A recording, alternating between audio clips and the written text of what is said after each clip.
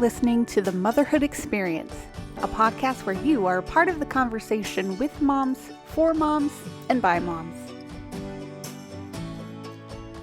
Let's jump into this episode with me, your host, Val Kleppen.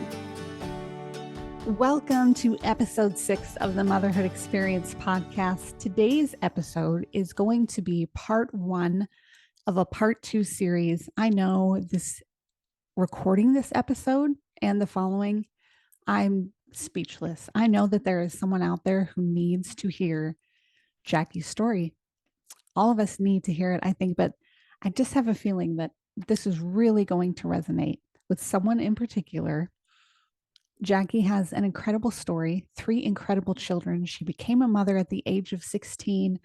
Her children had such an integral part in my own life when we became friends 25 years ago.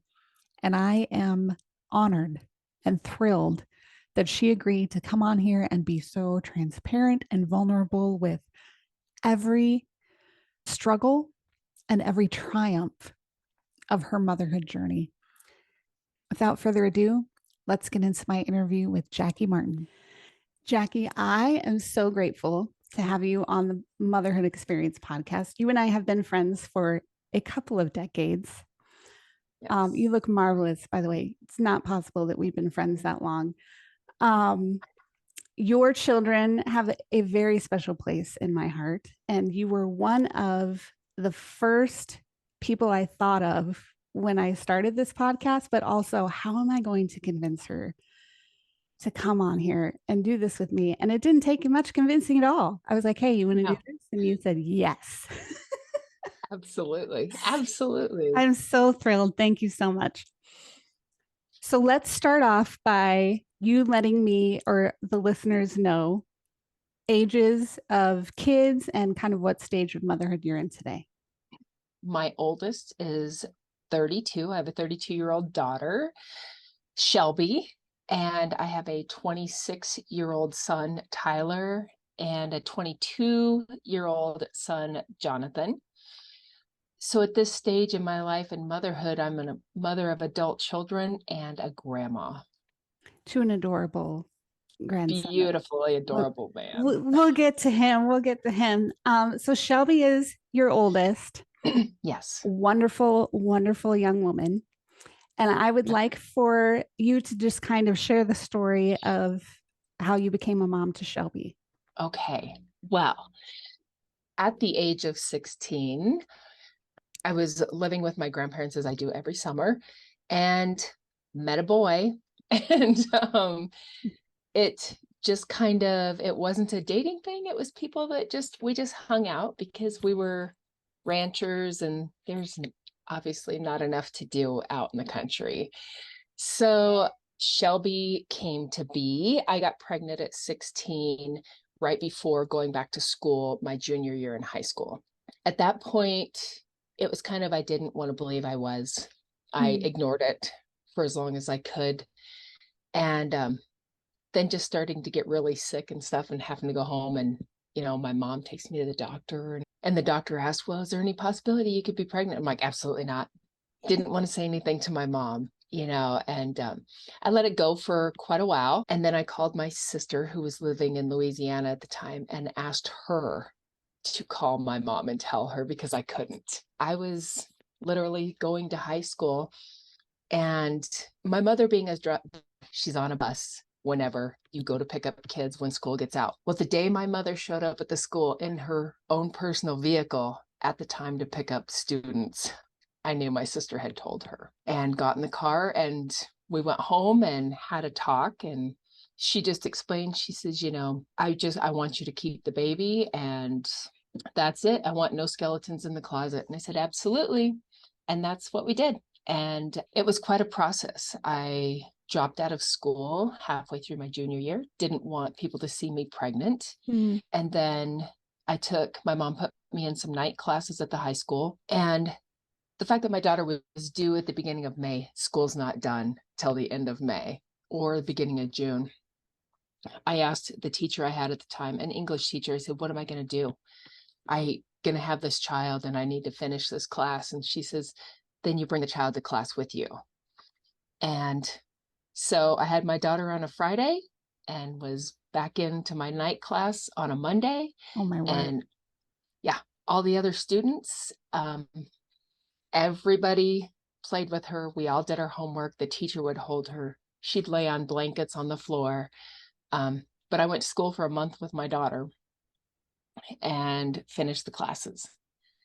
Wow. So yeah, it was that was probably the most encouraging time of my life because my mother and I actually didn't get along very well. And then due to my mother and I not getting along, I moved to my dad's. My parents were divorced. I moved to my dad's about 4 hours away before my senior year, being told that I was lacking too many credits and I wouldn't graduate the year I was supposed to. Mm. I told them, I said, I'm not going to be a fifth year student. So they made it possible for me to, my stepmom found me a babysitter and I would do 7 classes in a day at the high school. I worked at the bank for credit, not for pay. Because internet wasn't available at that time, I did mail books and paperwork back and forth to UW for the rest of my credits. And I ended up graduating at the end of my senior year. My stepmom would take care of my daughter, and my dad and I would sit up till midnight at the dinner table doing homework. And I Wow. crammed my senior year. So that was the beginning of my daughter's first year. Yeah, So, I don't think I knew that whole story there. yeah. I mean, I knew a lot of it, but so take me a little bit then. What's the age difference between Shelby and Tyler? Is it 7, 6. 6 years? What was it like? I mean, you have this adorable, bright little girl Yeah. and all of these teenage friends. Yeah.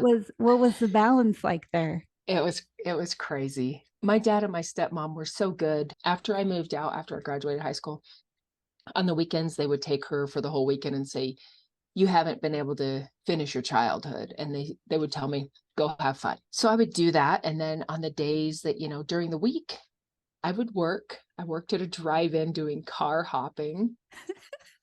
I know. I'm like, I feel so old. Which Um, it's I'm laughing because that's a job I always wanted. it was awesome. So yeah, I had a job as a car hop, and then when I wasn't working in a small town of like 3,500 people, when you got bored, you cruised Maine. Hmm. And I put her in the car seat and we would cruise Maine. And I'd pick up friends and we'd cruise Maine and listen to music. And my daughter grew up loving hair metal band because that's what I would listen to. She literally did everything with my daughter. I wouldn't allow people to babysit her unless it was my parents. So if they were busy, I was kind of a wild child. I still did a lot of partying and stuff like that. And in my mind, I was being a good mom if I brought her with me. And so my daughter was usually the entertainment. It's amazing when you get people around this little child that they catered to her every want. Mm. Wherever we went, it was whatever Shelby wants. Mm. So even to the point of one of my friends trying to make up with her because she was mad. She was about 4 or 5, and literally going out in the middle of the night and getting a horse and taking her for a horseback ride in the moonlight because she said she wanted to go riding. And they were like, absolutely, let's do it, because she was mad at him. So my daughter and I kind of grew up together. Yeah, for Very, sure. very much grew up together and spent pretty much every waking moment together. So So then you reach your young 20s yes. and kind of the Britney Spears song "Oops, I Did It Again." Yes. Yeah. I was in I don't know what you would call it, apparently friends with benefits, but we were together all the time. So we were dating and I got pregnant. And it took me a while to tell him, but when I finally did, he was like, do you know how you've got to get rid of it. Do you know how this is gonna ruin our friendship? And I was like, friendship? Okay, stop the car, get out, drive off. Yeah. Yeah, that was pretty shocking. So again, I'm a single mom and pregnant with my second child. I had contemplated and actually made an appointment to to have an abortion because I was so scared to be a single mom of 2 children. It was just out of fear, because when I think about it, I'm like, my whole entire life, I have never believed in that. How scared could somebody be to feel they need to do that? Mm. And pretty much back then, when there was actual timelines when you could no longer do that, before that timeline hit, I called them and said, no. I said, I'm canceling. I'm keeping this child, because secretly at that time, I'd never tell my daughter I was hoping she was a boy when I had her. But I'm like, what if this is the boy I always wanted? I went through another pregnancy and had another child, and it was the boy I wanted. And it was stressful. He was a sickly child for 3 months straight. I've never heard so much screaming in my life, to the point where I was ready to put him on a doorstep. but I had a very supportive sister. I moved in with my sister, and she would come take him and tell me to get sleep, and actually getting along better with my mom. She's like, come stay with me. I'll help you. And 3 months, and then all of a sudden he was out of that stage, and my sanity started to come back. So. And what was Shelby like as an older sister at that point? Oh my gosh. This child, because she grew up faster than she was supposed to. Sure. She was the best big sister. And talk about love your sibling. It was insane. She always tried to be the mom. And I would have to struggle with her and tell her, I'm the mom, let me take care of him. And she was always, Mom, I can babysit him. I'm like, you're not even old enough to stay home by yourself. What are you talking about? Oh man. So yeah, she was an amazing sister. And I honestly think that she helped me get through a lot of times with being a single mom. She was very understanding. Yeah. So when Tyler was like about a year and a half, you guys moved to yes. Cody, Yes. which is where I was at the time. I've been debating, honestly, whether or not we should tell the story of how we became friends, because it's a really funny story, but also like it's a little embarrassing. Do it. Okay. Because it's just funny, and every now and then you need some comedy. Yeah. So 25 years ago, we were both very different people. And so we worked, you had gotten a job at the same clothing store, Corral West Ranch, where I can still hear the commercial in my head. And we were working at the downtown store together, and I knew what your last name was, and therefore I knew that you were also a Mormon, because Mormonism is really big in that area of the country, and a family name, it's all over the family. So I kind of was prejudiced against you from the beginning, and you never knew why. And I was kind of a snot to you, I feel like. And one day I show up to work, and you were it's so funny.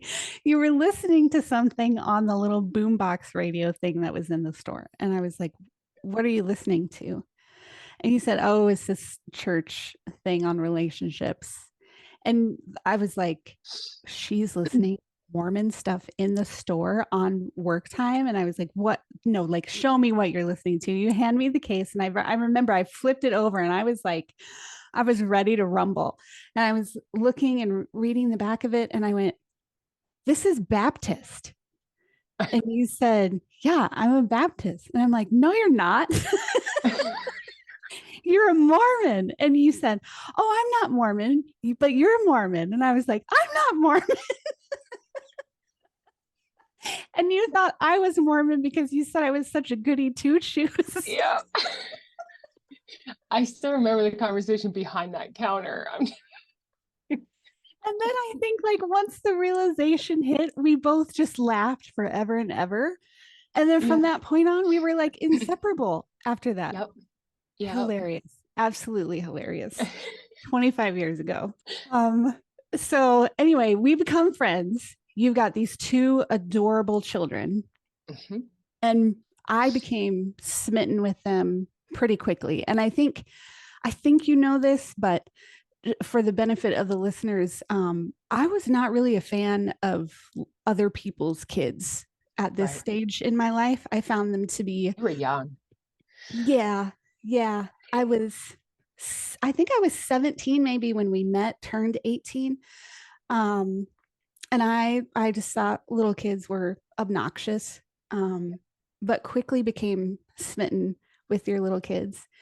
And I remember after I got my apartment that like your kids would come over and stay the night, and I'd make them Yeah. pancakes for breakfast, and I would take They'd be Shelby wearing on your t-shirts. sleep in my t-shirts, and I would take Shelby on lunch dates and take Tyler to the To the rodeo, and rodeo. he was going to save up money so that he could buy a motorcycle to take me riding. Yes. He had to get ready for his dates all the time. He was so little and worried about the clothes he would wear for Val to come pick him up. Oh my gosh. The Ugh. sweetest kids. I mean, truly, I couldn't get enough of your kids, and I feel like they kind of helped me through a pretty rough spot in my life. Just Mhm. being around them and having, I wouldn't say that I was a rebel during that time, but it was more like I wasn't trying to rebel against anything. I was just trying to do stuff to figure out where I fit, I think. Find who you were. Just, Yeah. yeah. And your kids were, I mean, still are so precious. And so you were part of a bowling league, Yes. and on bowling nights, I would go babysit your kids in exchange for being able to do my laundry at your house so that I wouldn't have Yes. to put quarters in the machine in my apartment complex. Just, If I remember you showing up with the baskets and coming to babysit. But it worked so beautifully, and I got to spend so much time with your kids. And okay, so this is kind of like the history of Jacque and Val in 5 minutes. But you were with another guy, you ended up getting married, and then take it from there for Jonathan's arrival. I got married, and that person actually adopted Tyler, because he didn't, his real father didn't have anything to do with him at the time. So he was able to adopt him. And then it was like, this person tells me, well, I want more kids and I would, like to have kids of my own. And he was actually like, I want 6 kids. I'm like, absolutely not. I'm just not going to tell you. So we got pregnant with my youngest, with Jonathan. It was a struggle of a year, of a 9 months, the whole time I was pregnant. We fought constantly. So that was when I determined for sure I was never having any more children. This is it. Mm. Um, we had Jonathan, and I continued to work. Well, actually, no, I'm just remembered. I actually quit at Corral West like a month before Jonathan was born. And because his dad wanted me to be home. He didn't want his son growing up in a daycare. Mm. And so I stayed home with him, and it was like, oh, gonna stay home for the first 2 years. Well, after 3 years, I was like, I need some adult conversation. I have got to go back to work. But in that time, while I was staying home, we continued to fight. It was just like, we had like a good year, and then everything went bad. Yeah. And it just continued to go bad. I, in turn, laid my problems upon talking to other people, and I ended up actually having an affair. And probably when my youngest was a year old. And then I was like, oh, somebody I can talk to, somebody who listens to me, somebody that asks about my family. Because this other person, never had good things to say about my family. And I actually have a really great family. And it was just nice to have somebody talk to me, and somebody to talk to that wasn't yelling Mm. or, putting you down, or your children. So in that, my ex-husband actually found out after a year long affair, found out that I was having an affair. it pretty much put an end to the affair, but, you know, not to our relationships. And then our children happened to listen to us fight all the time. And And what was that? What was that like for them? What was that like for the kids? sadly enough, I'm not really sure how it was because Jonathan was so young. I'm not really sure that had much effect on him. Mhm. You know, I mean, granted, us fighting all the time, he didn't need to see that being so young. But with Tyler and Shelby, I know Shelby struggled with it pretty bad to the point of, you know, she used to call her stepdad, you know, she used to call him dad. And then we fought so bad and he was just, you know, she was like, she quit. She's like, you don't deserve the title. And a very opinionated girl. But stood up for what she stands up for what she believes in all at all times. It was a struggle, and I know Shelby probably protected the boys quite a bit. And Yeah, I do remember one Sunday. I can't remember if you must have stayed.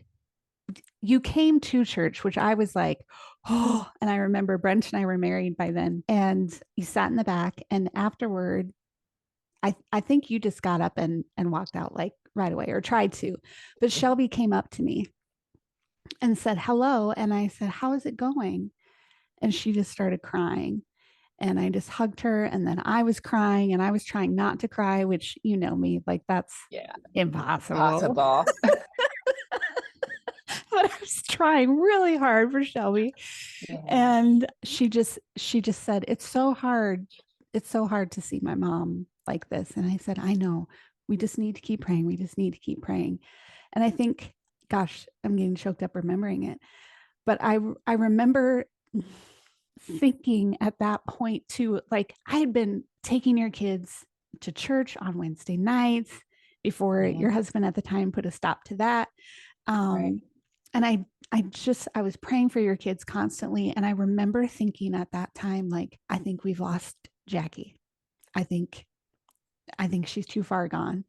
Yeah, And that broke my heart because you were one of my very best friends, and your kids meant so much to me. And I saw how broken up Shelby was about everything that was happening and going on, and everything kind of changed yeah, right then. Everything changed. And so when we come back for part 2 of this interview, I want to talk about that and talk about when things changed again and yeah. what parenthood looked like after that. So, everybody, stay tuned. I'll be back with Jackie for a part 2 after this. Not after this, next week, but whatever, but after this. Thank you for joining us for today's episode of the Motherhood Experience podcast. To join our exclusive TME community, head on over to themotherhoodexperience.com/learn more. Be sure to follow the Motherhood Experience on Facebook and Instagram, and please leave us a 5-star review wherever you listen to podcasts. If you're watching on YouTube, leave us a comment below, and we'll catch you next time.